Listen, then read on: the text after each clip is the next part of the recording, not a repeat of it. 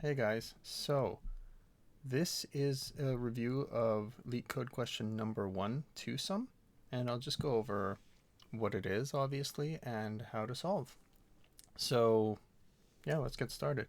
Now there's at least 2 or 3 different ways to solve this, among many, I'm sure, but generally you'll get about 2, 3 approaches. In this particular example, it says given an array of integers, return indices of the two numbers such that they add up to a specific target. You may assume that each input would have exactly one solution, and you may not use the same element twice. So that line 6, 7 makes it quite a bit more streamlined.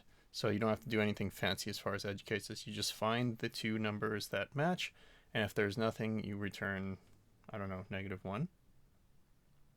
No, in this case, it just simply says that everything will have a result. So yeah, you're given an array that always 2 numbers out of them will total the target. Okay, so that's basically what line 6 and 7 says. And this is a classic problem. There might be like little nuances depending on who gives you the problem and how they wrote it. But in this LeetCode example, it's pretty much the simplest and you could say the least difficult of the variations. And what it is basically, if I were to just kind of show you this example in line 11, hopefully you guys can see this, by the way. Give me some feedback if you think it's too small, if I talk too quiet. If there's any problem with understanding or the setup, then please let me know. Or if my little face in the corner is distracting and unnecessary, or if it's too big, or if I'm too ugly, whatever, okay? But just hopefully you'll make it constructive so that I can actually, make the videos better for you. That being said, so in this particular example, line 11, we have basically 2 and 7 in the given array, nums array, I suppose, and a target number. So those are the 2 inputs that are being passed in. And we can, as humans, we can just look at 2 and 7 and say 2 plus 7 is 9. So that's going to work. And you would return, it looks like an array of the indexes. Okay. So yeah, and that's also shown here. Return a number array. Parameter includes a target and an array of numbers. So that's pretty much all the information. For people that are not used to doing these types of problems, one thing you really want to get used to doing, and it'll just come with practice, so you don't have to worry about this too much as long as you keep practicing, is just to make sure you correctly understand the problem. So in this case, I've done this problem before. I know I understand it, but it's a good idea to really go over everything, look at edge cases, look at inputs, look at outputs. Don't assume that it's an array of numbers. Make sure they're not an array of numbers that are each strings, for example, or something silly like that. But basically, just go through everything, make sure you understand everything correctly. So one thing that I've learned from, I think it's Hack Reactor students, is to do this whole IOCE system. I'm just going to make a little comment section here. And what IOCE is basically its inputs, outputs, constraints, and edge cases. So we know that input is array of nums and a target. Output, array of indexes for nums that add up to target in provided array. I mean, normally you may not write it out this much. It's just if you find this helpful, but it's usually good to go through these just so you remember not to skip that and go too fast through the problem. Because one of the problems I definitely had and still probably have is, oh, I know how to do this, and just immediately start coding. So in this particular problem, I happen to know exactly how to solve this, but I just want to go through everything. So constraints, it looks like, should handle negative numbers, stuff like that they're integers, So it does say that there's no floating points, for example, because they literally say integers, array of integers. Return indices of the 2 numbers such that, I might not necessarily type this out, but there is a solution in every given example, because it says so on line 6 and 7. You assume that each input will have exactly one solution. So every input has a solution, and there's only one pair of numbers that total the solution, and you may not use the same element twice. So there's no duplicate numbers that total the solution. For example, if target was 8, then 2 4s would not be one of the solutions. Like that just doesn't happen, so you don't have to worry about that. So you could say that, all the numbers that total the target will be unique. They won't be the same as each other. So yeah. So without actually writing it, those were some of the constraints. So mentioned some edge cases. Usually these are things like if they provide an empty array, or if the target is, I don't know, if it was 0 or something is sometimes a possibility, or if the target was provided was not a number or something like that. But I'm not going to worry about those right now, because I think this problem is like purposely made to not be that obnoxious. So you can assume the array given is all numbers and that the target is an integer as well. Okay, so yeah, mentioned some something like that. All right, so I'll get started. Also forgot to mention, but hopefully it was obvious by looking at the code, that this will be done in JavaScript. So I'm gonna pseudocode out my approach here. There's a couple approaches, like I said, but I'll just boil it down to 2 of them, which is the brute force approach and the linear approach using, let's say a hash map or a set. In JavaScript, we might call hash maps objects. Anyway, so one approach is to, oh, did I not set this up? Okay, well then I'll make another. You know what? I'll just use the same comment section here. So the approach is, first we'll do brute force. For when I was a beginner and I did this problem, the first solution I came up with was brute force. So it might be easier to understand. And sometimes when you're doing a problem that you feel is difficult to yourself, it's a good idea to just get it working first and then look for optimizations. So when I was a beginner, I just focused on solving it at all rather than solving it optimally. Now I know how to solve it optimally, so you should do that in a real world situation. But for, like, let's say a coding assessment, just solve it. That being said, so what we'll do is we'll create a nested loop and compare each number in I guess, with each other number, which I like to use K, but you guys other people often use J. Or you can be more descriptive and say first number, second number, whatever you want. I'll just use I and K because they're easier to type. But let me know if you'd like me to use more descriptive variables, and I'll type them out moving forward. Like, for example, instead of saying I would say, first number index or something like that, which is a very descriptive but also very lengthy variable. It's not really I think it's a good habit, but for this purpose, it might be a little bit cluttered. All right, and that's actually mostly it. So, you would say return. Well, first of all, we know there's going to be a solution, so we'll say when number I and K added together, total target, return I, K in a format like that. So that's pretty much the approach. So let's try it out. So we would do, can we do it in a for loop? Yeah, we should. I'm going to use a for loop because I contemplated using a for each there, but the problem is with for each, you can't return out as soon as you find something.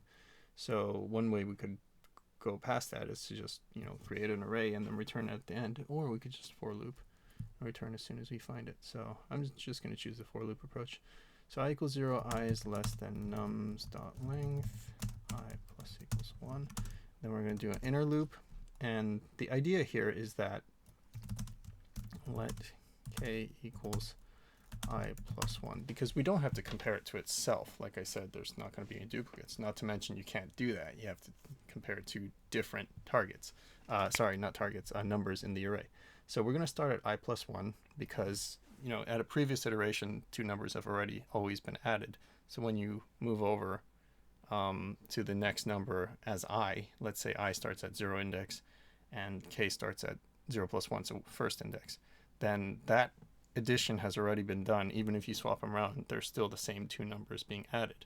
So yeah, you don't have to do that. So every time I moves up, you don't have to go back and calculate that. You just calculate the next number. Yeah. So hopefully that made sense, but I'll try to explain as I go as well. So k equals I plus 1, k is less than nums.length, and k plus equals 1. The reason I do plus equals is because it's more clear, it's more explicit, and it's also recommended under Airbnb linting guidelines, which I have learned to follow in my education. Also, let me put a space here because, again, linter's catching it. It's saying you should have a space. So it's just good formatting habits. Linters are great for that. And, you know, you can look up a different video for how to set up ESLint in VS Code to follow Airbnb rules, or however you decide to set up your linter if you'd like. So I'm not going to explain that here. You can go to another video for that. There's plenty, I assure you, and or articles on the internet. That's what I followed. I just searched for it on DuckDuckGo, and just it's the equivalent of Google, and found some instructions, and now it's set up.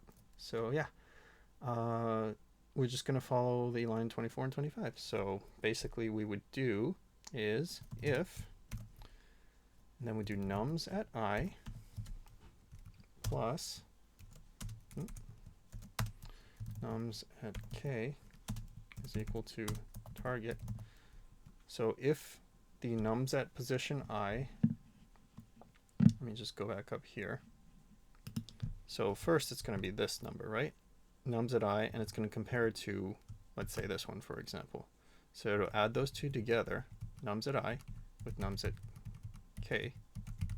And if they happen to equal the target, which is 9, so it'll immediately be true, and then we'll return that array. If it were not to be true, then it would start with this, and k would now move to this, and 2 plus 11 not equal to 9. Then k would increase while I would still be the same because we're in the inner loop. We'll compare 2 and 12. 2 plus 15. I don't know where I got 12.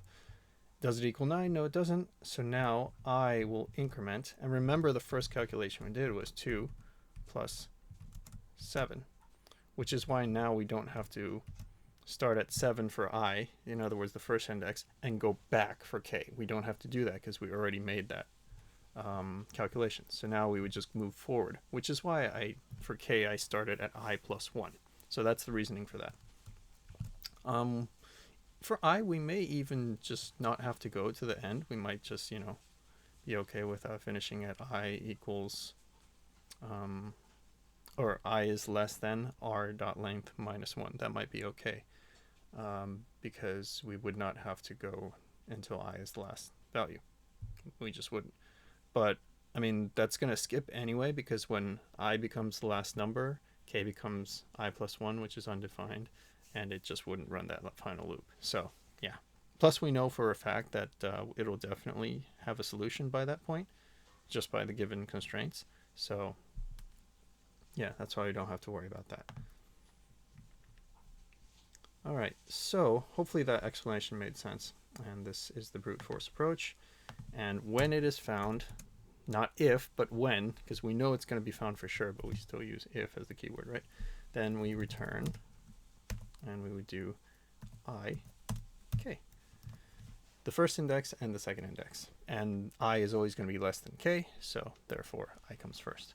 And just for good habits and measure, we should have another return value here. So we could put return in this case, or return false, or whatever. Something like that.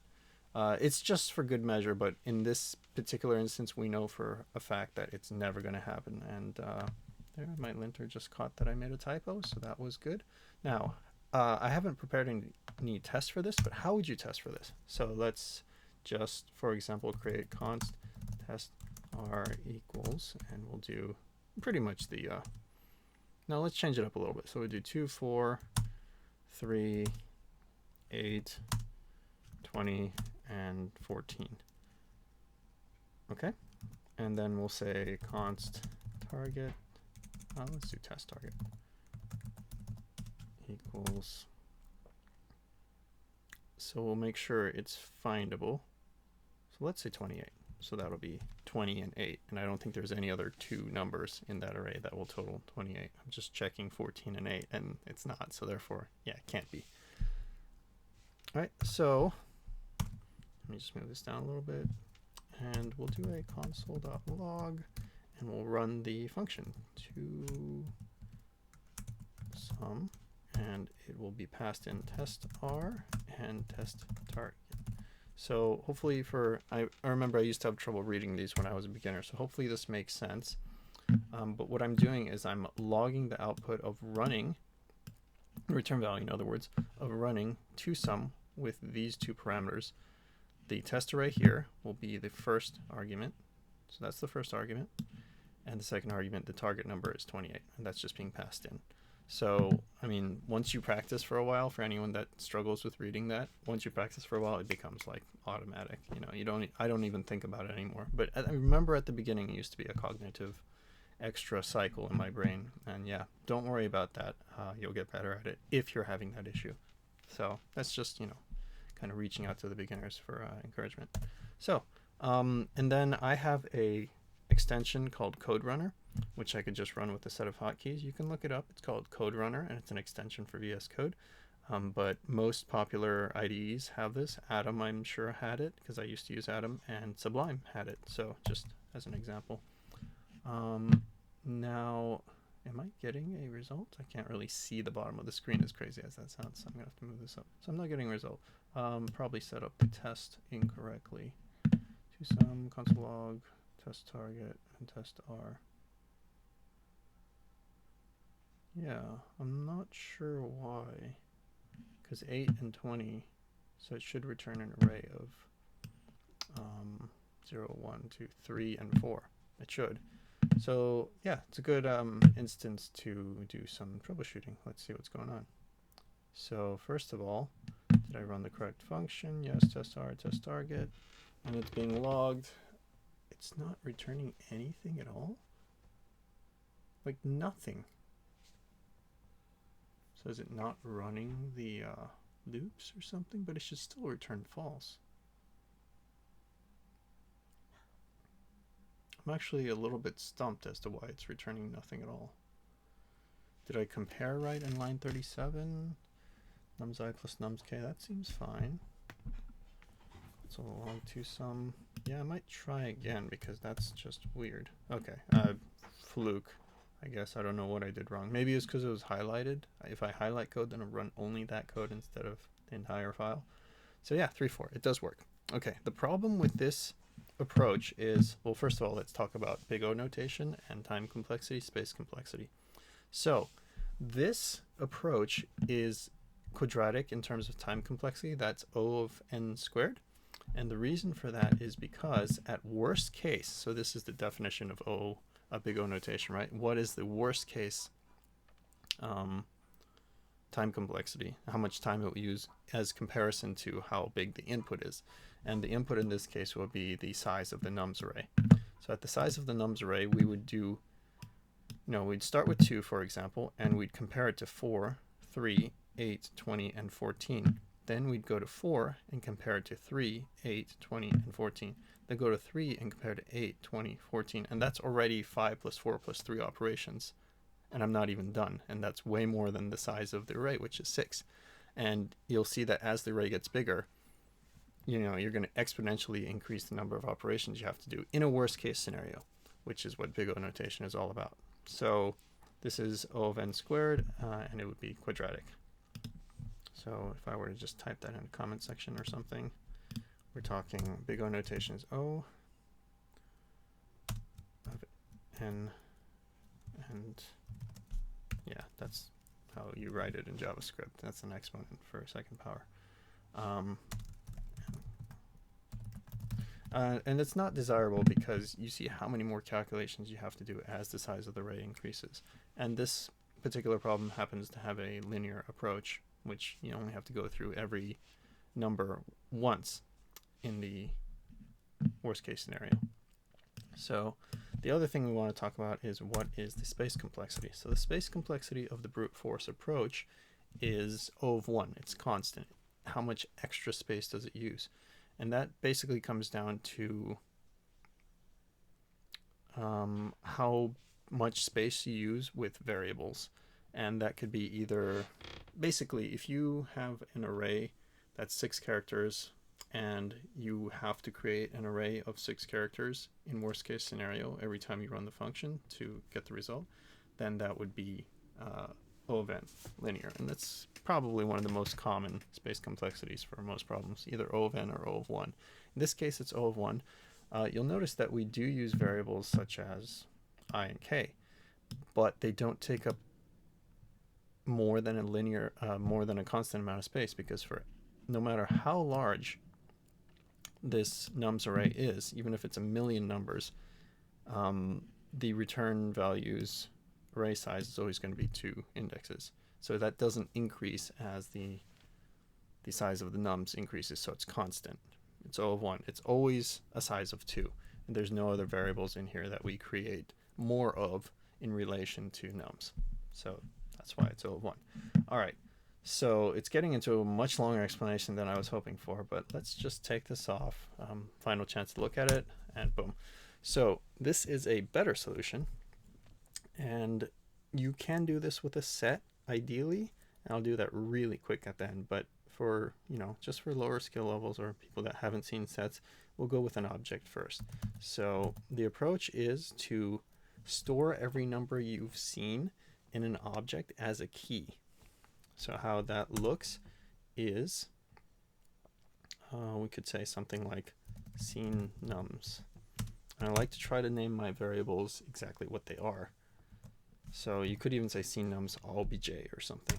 So what we do is we're tracking the numbers we see as we loop through. And that way we can kind of see if there is a solution and what indexes they would be as we're traversing through the array only one time. So we only need one for loop, so we'll do that.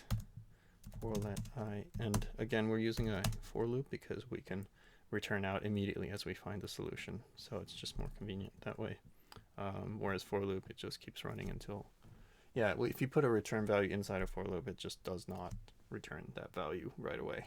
So let I equals 0, I is less than nums.length, I plus equals 1. All right, so what we're doing is we're doing something called looking for a complementing value. So when we have the current number, in this case, let's say 2, okay? So we're using this bottom example, line 42 now. If we have 2 and we have a target of 28, then how to find, so what number are we looking for that we can add to 2 to total 28, and that would be 26. 28 minus 2, correct? So we're going to check in the object seen nums to see if the current number plus any number in the seen nums totals target, and we know that number has to be 26. So we would say if seen nums contains the test target number, which in this case 28, minus the current number we're evaluating 2. If that exists in seen nums, then immediately return those indexes. So how we would do this is we would say if, and first of all, we're looking to see if the complement exists. So we would do current number nums, so we would do target. Okay, so we do seen nums, and in that we're looking for a number as a key. Seen nums at test target minus nums at I. So hopefully that makes sense. So test target minus nums at I, in the first iteration, this would be test target 28 minus nums at I of 2, so 26. So that would be the complement. And if it helps you, you can create an extra variable here and just do something like target minus nums I, if that helps you. So then instead of that, we would just immediately look for complement. So this is optional. It uses a tiny bit more space, but it might be easier to read. So that's fine. I don't think you'd be docked for this because it's, it's easier to read and doesn't use that much extra resources. So if the cnums at complement exists, then you immediately return, and this will be an array, and you'll return the first of all the cnums value. So cnums at complement. So that'll give you the index. So the idea is to store the index as the value of that key, and the second value will be I, which is the index of the current number that you're evaluating. And the reason you're doing this is because cnumbers is numbers that you've already seen, and therefore they're chronologically earlier in the array. Now, I don't know if this array wants you to just return, did it say actually? Let me just go over it. So these are some of the things you might do in a real case scenario. But it did look to me like you would get the first number and then the second number. I don't actually see any examples where they're not sorted, so it's hard to say if you're just looking for a lower number or a higher number. Let me turn that off as well. Sorry about that sound. I thought I'd closed it, but I didn't. All right. So yeah, we're going to assume chronological order here, but if it was sorted order, then we would just do an extra operation of which one is greater and put that first. Right. So hopefully this makes sense why we did this. Yeah, and that looks right. So we need an else, which is if there was no complementing number in the cnums, then what we would need to do is add the current number we're evaluating to the cnums. So we know that the complement 26 is not in cnums. In fact, it's empty at the first iteration. So we would put 2 in cnums. So we'll say cnums and the current number. So nums at I, that would be 2, right? And then equals, and then we put the index as the value. Hopefully that makes sense. So why is it giving me this? Oh yeah, of course. If there's a return value, you don't need an else. You just put that statement straight in there. So yeah, linters are good for getting good habits. And yeah, that is pretty much the solution. Since we know for sure, but if there was another condition, like if there is nothing ever found, then return blank. And you could do, common ones are -1 or empty string, or so I'll just return false again. Yeah, something like that. So there are many variations of this. And by the way, let's prove that it works. So I'll save it, run it. Did I run it? Oh yeah, I did. Yeah, so you couldn't tell because it looks exactly the same. But it runs, and not only that, it runs faster. So let's talk about time and space again. This time we only have one for loop. And what happens is, first, we'll look at 2, and we're looking for the complement 26. Is it in cnums? No, it's empty right now. So we put 2 in cnums, then we go to 4. 4, we're looking for 24. The only number in cnums as a key is still 2. So we'll go on to 3. 3's complement is 25. We only have 4 and 2 to keep going. 8's complement is 20. We don't see that yet. We only have 2, 4, and 3, so we add 8 as a key to the cnums object. And every time we put the index as the value, because in this particular version of twoSum, it's asking for an array with the indexes. All right, so then we go to 20. Now, when we go to 20, the complement happens to be 8, and 8 will exist in cnums. And the great thing about hash maps / objects is that when you're looking for a key in those, they can be found in O of one time. You don't have to loop through that object to find the key. It'll just say, yes, we have an 8 in the object.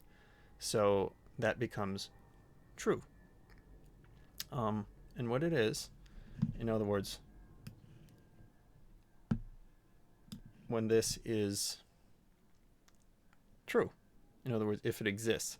Actually, there are better ways to check this, because 0 would actually trigger a falsy value. So we could do, for example, not equal to undefined. And I'll have to look up, this is actually not the completely foolproof way either. There's better ways to make sure that there really is no value in CNums, because otherwise, what if there was a key and the value just is undefined?